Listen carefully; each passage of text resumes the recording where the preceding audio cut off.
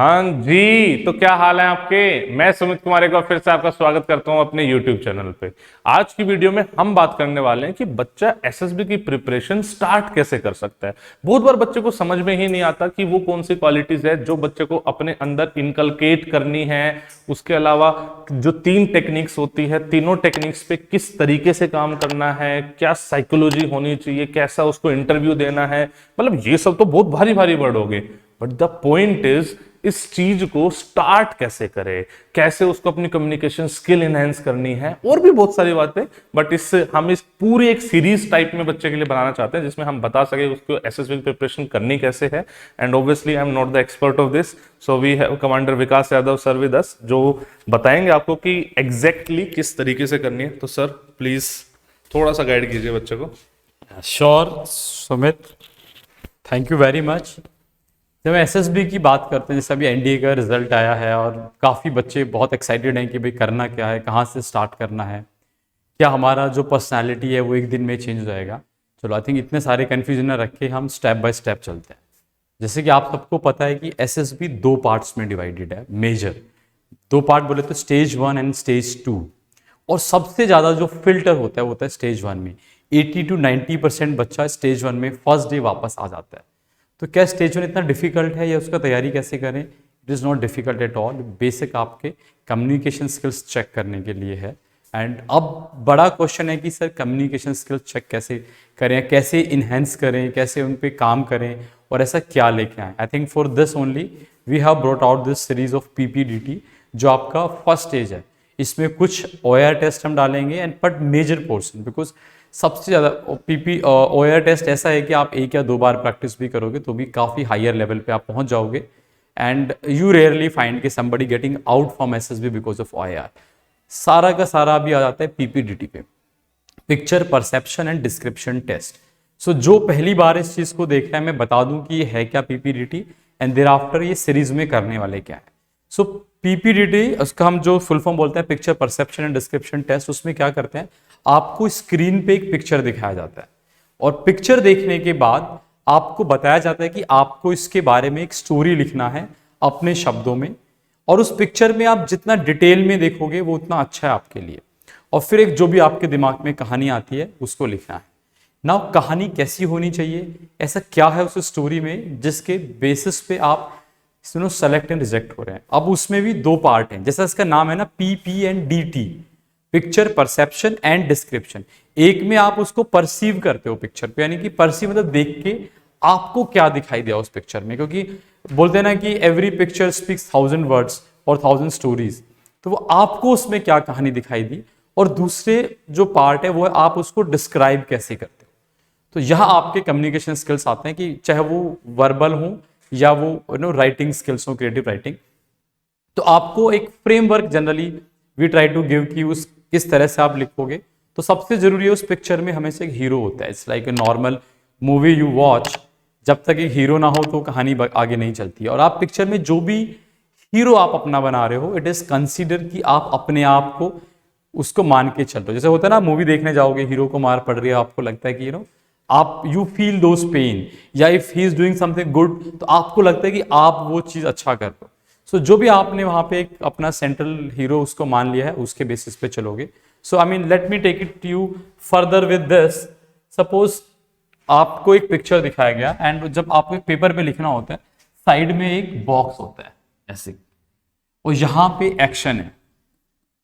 Action is nothing but the theme of the story जो भी आप बना रहे हो। तो पिक्चर में आपको 3 लोग दिखाई दिए या 4 लोग दिखाई दिए, जितने भी लोग दिखाई दिए आप लिख सकते हो। तो आपको बताना है कि आपको number of people you have scene, यानी कितने लोग दिखाई दिए, उनका जेंडर क्या था, उनका एज ग्रुप क्या है, और वो कैसे मूड में है। मूड मतलब सिर्फ 3 में हम एक्सप्लेन करते हैं, हैप्पी है, सैड है, क्या है। तो हम यहाँ क्या लिखते हैं, अगर हमें सब कुछ ठीक लग रहा है तो या तो मूड पॉजिटिव है, पॉजिटिव लगता है तो हम प्लस लिखते हैं, नेगेटिव तो माइनस, न्यूट्रल अगर लगता है कि ना पॉजिटिव ना नेगेटिव तो आप न्यूट्रल एन लिख सकते हो। So what will you do is, ऐसे एक बॉक्स बनाना है। अगर आपको सपोज 3 लोग दिखाई दे जिसमें से 2 मेल हैं और 1 फीमेल है, तो आप क्या लिख सकते हो, एम एम एंड एफ। मतलब ये बता रहा है आपको कि इसमें 3 पर्सन हैं which you have seen, out of 3 2 are male, 1 is female. Now you are writing the mood, suppose ये पॉजिटिव में लग रहा है आप प्लस लिखोगे, अगर आपको लगता है ये मेल नेगेटिव है तो माइनस लिख दो, अगर लगता है न्यूट्रल है फीमेल तो एन लिख दीजिए। अब एज ग्रुप अगर आप किसी को नॉर्मल भी देखते हो तो exact age you can not guess, एक approx age whatever you feel like after seeing this picture you write it down. वो तो थोड़ा सा ब्लर पिक्चर हो सकता है, तो सपोज आपको लगा ये 18 है, ये 20 है, ये 19 ईयर्स है, तो ऐसे लिख दिया। अब इस पूरी कैटेगरी में इफ यू फील लाइक कि इसमें हीरो कौन सा है, क्योंकि आप जो भी उसका नाम दोगे बाद में, पर आपको लगता है कि दिस इज द हीरो, तो आप उस पे ऐसे एक सर्कल सा बना दोगे। This is what you have to do. इस हम से मिटा देते हैं अभी यहां से। And now you have to write the theme of the story which you feel कि ये जो कहानी है मैं इसके ऊपर बना रहा हूं, may be you know save someone from drowning, और मे बी कुछ एक्सीडेंट है उसको मेडिकल एड दे रहे हो आप, या मे बी आप कुछ you are try to help your parents in particular thing, or maybe you know achieve academic, कुछ जो भी आपको लिखना है, आपकी अपनी थीम आप यहाँ पे लिखोगे उसके सामने, and thereafter you start write down your story. अब स्टोरी में बच्चे को लगेगा कि मैं शुरू कहाँ से करूँ, from where it should start. So मैं आपको बेसिक फ्रेमवर्क दे रहा हूँ, आपको ऐसा नहीं कि इसी पे स्टिक रहना है, you can do some modification if you want, अपने हिसाब से अगर आपको कुछ चेंजेस करने हैं you can do it, but generally आप पहले एक लाइन में उस हीरो का इंट्रोडक्शन लिख दीजिए। व्हेन वी से इंट्रोडक्शन, आपका जो भी राम सीता मोहन जो भी है, and you can bring out all this things की you know she is an 18 year, you know Sita is an 18 year class 12th student from किसी भी स्कूल का नाम, particular school in particular area. तो जब आप इंट्रोडक्शन लिखोगे तो try to be more elaborate and do not use more than a line, that is a better, क्योंकि आपको बहुत कुछ लिखना है, 4 मिनट के अंदर अंदर आपको लिखना पड़ता है।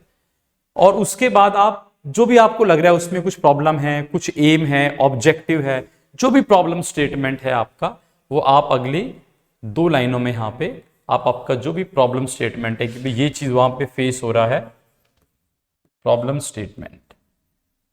इट मे भी आप उस इसमें बहुत कुछ हो सकते हैं, उनका कोई एम है, कोई उनका बड़ा सा कोई हर्डल है जिसको वो करना चाहते हैं, कोई change they want to bring into the society, ठीक है, चेंज या चैलेंज आप बोल सकते हो कि this is the challenge they are facing in doing something. कई बार मेंटल चैलेंज होते हैं, कई बार करियर चैलेंज होते हैं, कई बार ये होता है कि आप किसी इंटरव्यू की प्रिपरेशन कर रहे हो, may be like he is preparing for example से NDA, right, he is the dream of joining NDA, now is preparing. Now what is the challenge, what you feel like कि भाई उनका communication skills week हो सकता है, या awareness जो भी, और may be this is the only thing like he is defence aspirant who wants to join NDA। उसके बाद आप पूरा डिटेल यहाँ पे 6 लाइन से मोर देन ना 6 to 7 लाइन्स में आप उनका पूरा बाकी डिटेल जितना आप दे सकते हो वो लिखिए। एंड फाइनली 1 or 2 लाइन में आउटकम मतलब जो भी आपका एम है, चैलेंज है, ऑब्जेक्टिव है, वो आपने अचीव कर लिया, दैट इज आउटकम। और यहाँ पे आपका जो डिटेल प्लानिंग वो आप लिखिए, जितना अच्छा लिखोगे उतना बेटर है। अब आपको कुछ चीजों का ध्यान रखना है जब आप ये सारे एक्सरसाइज करने वाले हो। फर्स्ट ऑफ ऑल आपको पिक्चर को बहुत डिटेल में देखना है। At the end of the video I am gonna show you a picture, और मैं चाहूंगा कि आप उस पर अपना कहानी लिखिए, जो भी आपको अच्छा लगता है। आपकी स्टोरी को हम इवेल्युएट करेंगे एंड देयर आफ्टर मैं आपको बताऊंगा कि and I will pick up randomly those 5 stories and in fact we are gonna make a Telegram group as well, जहां पे आप अपना फोटो खींच के स्टोरी का आप भेज सकते हो। Try to read it up. मैं 4-5 स्टोरियां पिकअप करूंगा यहाँ से यूट्यूब प्लस टेलीग्राम से, और उनको डिस्कस करेंगे अगले वीडियो में कि आपने सही लिखा या गलत लिखा। बट जो चीजें आपको ध्यान में रखनी है वो ये है, पिक्चर को डिटेल में देखना है। आपका जो स्टोरी है वो पिक्चर से बाहर निकलना चाहिए। ऐसा नहीं कि मन में एक स्टोरी है उसको इस पिक्चर में कहीं ना कहीं आप डालने की कोशिश करो, वो नहीं करना है। आपको क्रिएटिव होना है कि आप क्या कर सकते हो। Think positive. व्हेन वी से पॉजिटिव, मोर इन डिटेल, आप किसी चीज को पाने के लिए क्या क्या करते हो वो सारी चीजें आपको लिखने हैं। And finally your answers, and I am sure if you practice, even you can practice it from home. हाँ, इस एक चीज आप नहीं कर पाओगे, वो है नरेशन। उसका भी आप प्रैक्टिस करो। उसका मतलब आपने किसी मतलब मैं यहाँ एनालाइज नहीं कर पाऊंगा because I am not able to see your narration, but surely I will gonna see your content and I will use my expertise आपको उसको सही कराने में। और उसको फिर नरेट आप घर में कीजिए अपने दोस्तों के सामने, पेरेंट्स के सामने, जहां भी आपको लगता है।